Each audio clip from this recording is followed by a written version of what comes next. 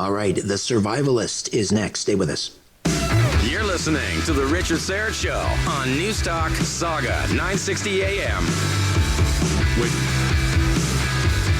All right. Welcome back. I'm not sure what that was. Are we being jammed? Are we being jammed, Brandon? Is that what's happening? No, that was me.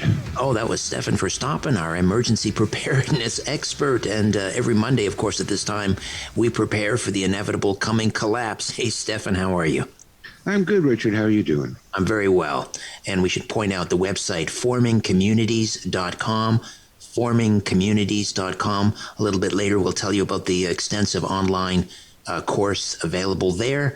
And today, Stefan, well, last week we talked about, when the lights go out and your family is scattered, you've got mom is at one place of work, dad is at another, you got the kids maybe in 2 different schools, 3 different schools across the city.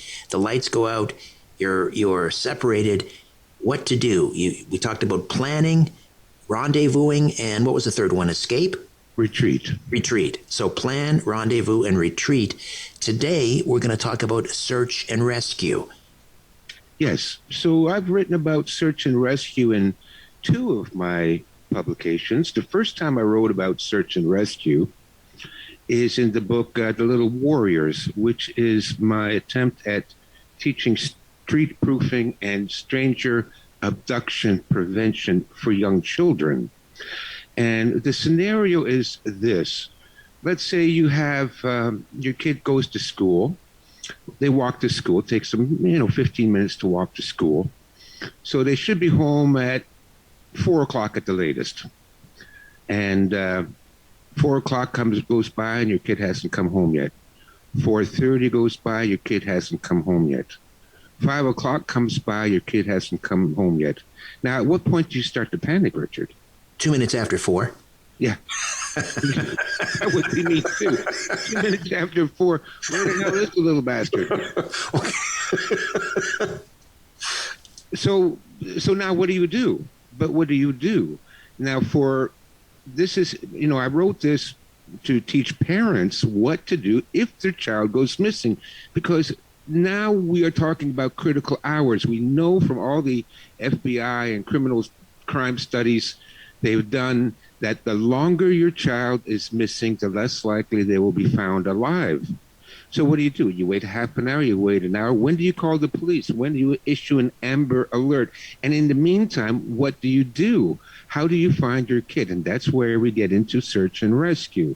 And so the advice I'm going to give the listeners today about what to do if your kid doesn't come home from school, to what to do if there is a national disaster, flooding, fire, electrical, chemical, and your family is separated and nobody is showing up at the rendezvous location, nobody's showing up at the retreat location. Now, what do you do to find your family and bring them all together? Because, truly this is the most horrifying case scenario, is you don't know where your kids are, you don't know where your wife is, and how do you find them?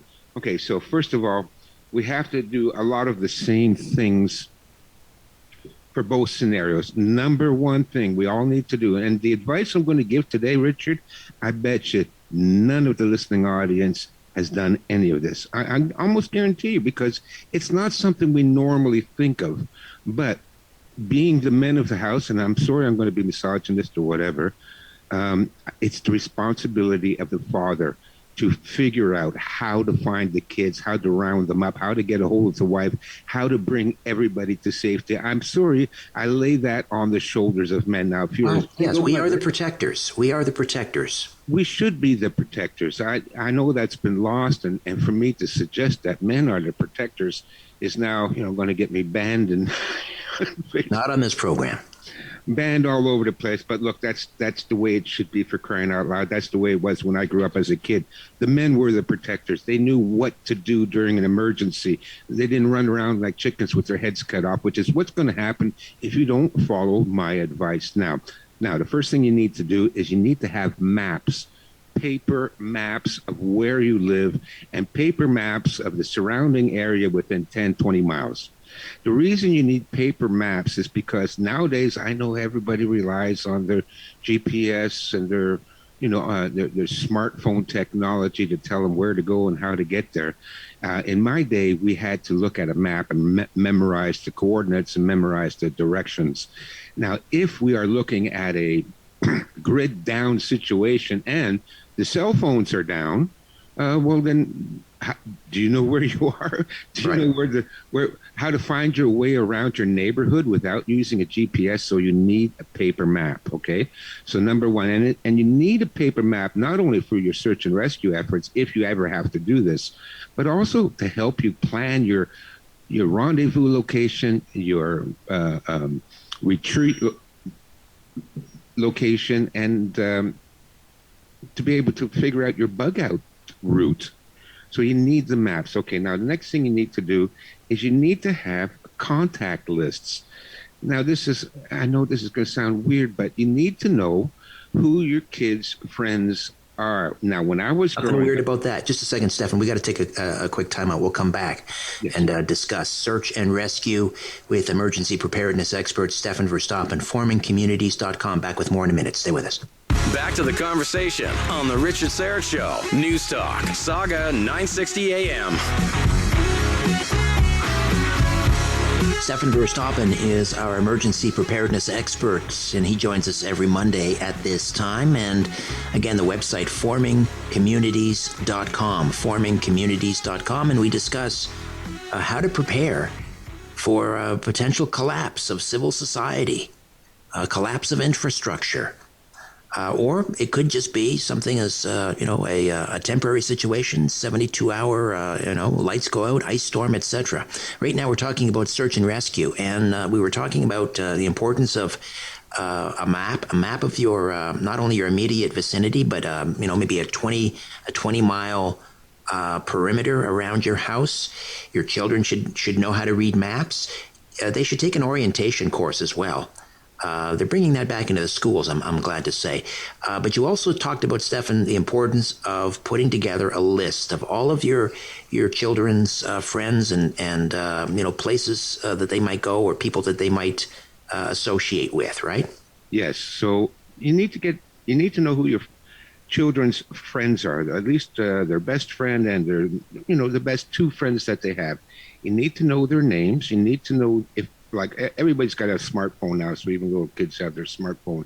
So you need to know their phone numbers, but you also need to know the phone numbers and the names and the address of their parents. Okay? 100%.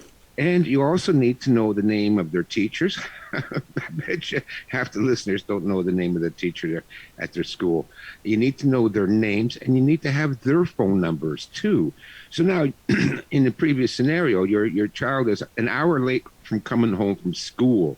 And, what are you going to do? Well, the first thing you're going to do, by the time they're 20 minutes late from coming home from school, I will have phoned up all of their friends, all of their friends' parents, and I will phone up the teacher. It's very simple. I'm Billy's dad. Have you seen Billy? When was the last time you seen him? Did you see him leave school? Which direction was he walking towards? Did he come over to your house? This way you can narrow it down. I mean, if you can't find them at school or at any of their friends' house, all right, good. Now start to panic. Now, what's the next stage? The next stage is to form what the urban search and rescue teams call a hasty team. So you need two people minimum for this, because one person has to stay home. Now, if you're at the house by yourself, if you're the wife or the husband and the kids and nobody else in the family is back yet, then what you need to do is hopefully your neighbor. Please, folks, let's reach out and get to know people in our neighborhood. Let's find somebody else you can trust. Now, this wasn't a problem when I was growing up. All the neighbors knew each other. All the kids knew everybody's parents. But nowadays, you know how separated and isolated we are. So if you're by yourself in the house, then go next door and ask Bob. Bob, listen, little Billy's gone missing. I'm going to go out, take a look for him. Can you stay at home, either by the phone, so that if he does show up, you can phone me and then I can stop looking for him, Or if you don't, if the power is down, and again, we talked about communications earlier, do you have a little ham radio? Do you have a walkie-talkie? Here's the walkie-talkie that you can get a hold of me. If I'm within 3 miles, you can call me, let me know if Billy came home or not. So you need one person to stay at home, and then the other person goes out to search for your child or your other missing family member, whatever the scenario might be. And again, this is a hasty team. Now, what a hasty team does is it goes to the last known location of the missing person. So let's say it's one of your kids, and the last known location is they were at school. So you drive to the school. Now you got to follow back the route from school to your house. And I suggest you do this ahead of time before any of this ever happens, because I'll tell you why. Where I live here, I watch the children go to school in the morning, and it takes them 50 minutes to walk to school, because I can tell that they leave the house at 8:45, they come back at 3:45. Now, if you were to walk to the school, the local elementary school, using the streets, it would take you half an hour. But the kids don't walk using the streets because there is a shortcut through the ravine. And they laid down a bunch of logs and planks and stuff like that so you can cross over the little creek, and they're at the school in 15 minutes. But if you didn't know that, you would be driving up and down the street. And, from a predator point of view, I find it very dangerous that these kids all go to school cutting through a ravine, because I went down to the ravine and I looked at it myself. You are out of sight from the school or any houses nearby. And so you got kids isolated in the ravine. Or it might not be a ravine, Stefan. If it's an urban environment, maybe they cut through an alley. Exactly. It could be a cut through an alley. And listen, even in Toronto, there's lots of ravines, the Humber Creek, Black Creek. And but the point is, you should know the exact route that your child takes to school. Exactly. So that you can follow that route. And so that's what a hasty team does. It quickly goes to the last known location of the person that is missing, and then you work your way back. Now, if that is unsuccessful, and hopefully, you can find them, but if that is unsuccessful, at that point, you better phone the police and get out an Amber Alert, okay? Because now we're looking at an hour and a half, 2 hours has gone by, and again, time is very precious. Anybody goes missing, the longer they're missing, the worse the outcome tends to be.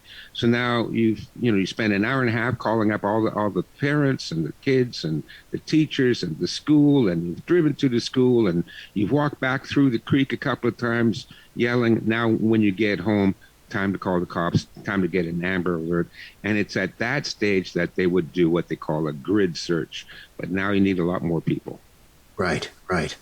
All right. Formingcommunities.com. Tell us how we can sign up for the course.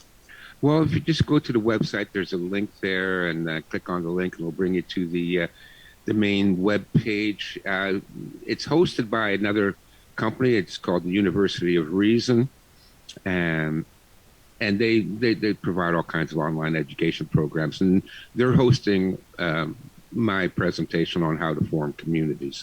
So if you go there, click on the link, and the password is on my webpage. I think it's called Working Together or something like that, and you get 30% off, 25% off on the course. All right, formingcommunities.com. All right, Stefan, always full value. Thank you so much. You're welcome, Richard. Talk to you next week. All right, bye-bye.